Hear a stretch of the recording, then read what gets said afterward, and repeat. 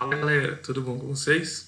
Bom, aqui é o professor Andrei e hoje na disciplina de História nós vamos começar a abordar um novo conteúdo. Espero que todos estejam em quarentena e que nós possamos desenvolver um bom trabalho a partir de agora com essas videoaulas.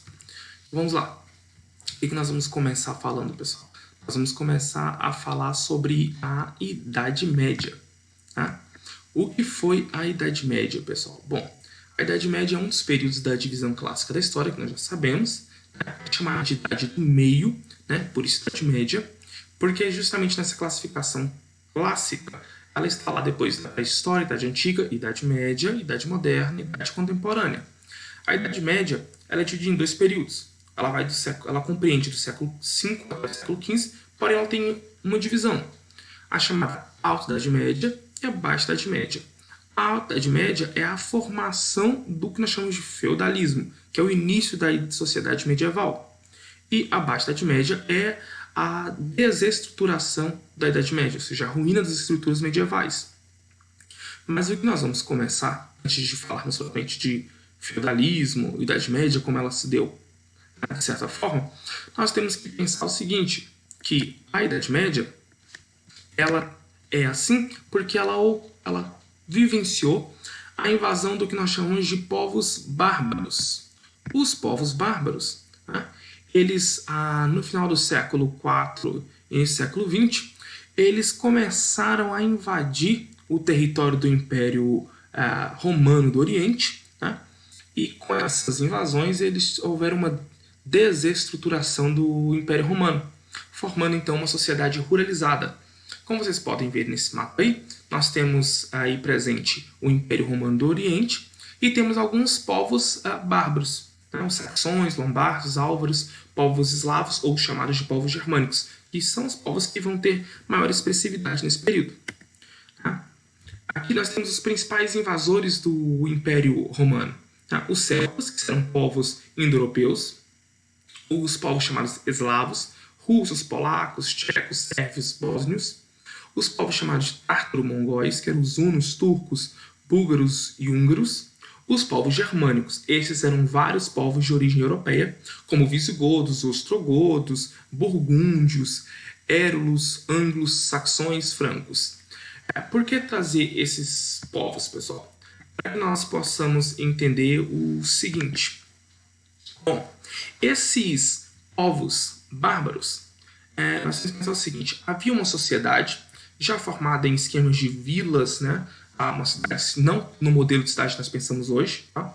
Então era algo muito mais rural, mas já existiam cidades. Esses povos começaram a invadir a formação do Império Romano a partir de 476. Por que eles eram chamados de bárbaros? Esses povos que não falavam latim eram chamados por todos os romanos de bárbaros, porque eles balbuciavam, ou seja, eles falavam um idioma que não era o idioma dos romanos. Então, eles tinham uma estrutura de vida diferente dos romanos. Alguns elementos que nós precisamos destacar sobre o modo de vida dos povos chamados de bárbaros. Bom, eles viviam em sociedades tribais, né? A maioria deles viviam em sociedades que eram formadas por genos, né? Ou seja, grupos familiares que tinham em comum uma terra em que se cultivava, então a propriedade de terra, tudo que era produzido era de bem coletivo.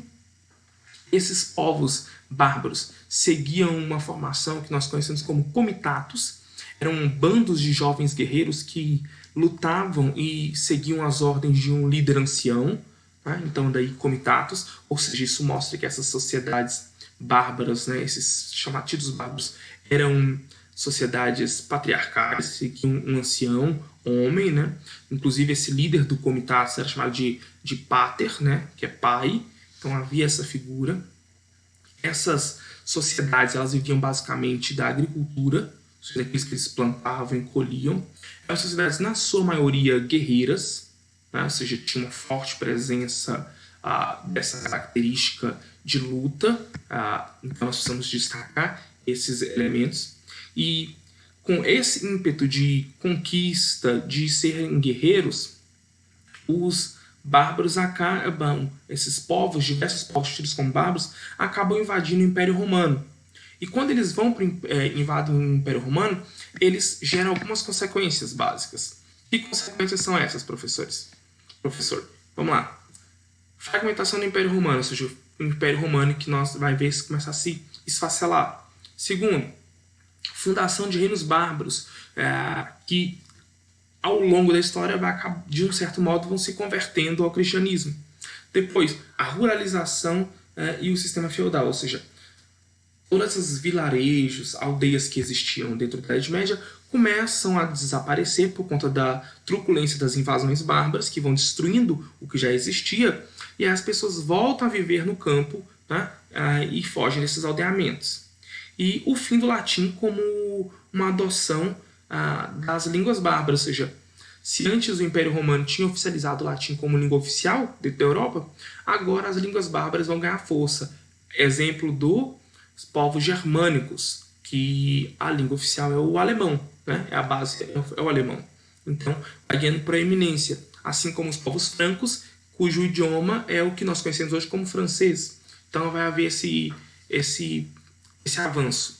Então, por hoje, eu queria que vocês entendessem a dimensão de que as invasões bárbaras é que dá início à formação da Idade Média e que eles só eram bárbaros porque eram povos que não falavam o mesmo idioma do Império Romano e não tinham a mesma estrutura social dos povos romanos. Por isso eram bárbaros. Eu espero que você tenha entendido essa diferenciação de povos bárbaros. Espero que você acabe se empenhando nesse momento. E nas próximas aulas nós vamos falar mais profundamente sobre as estruturas desses povos bárbaros. Nós vamos conhecer melhor quais eram os principais povos bárbaros e vamos ver como houve a proeminência dos povos francos e germânicos dentro dessa fragmentação do Império Romano e na formação da Idade Média.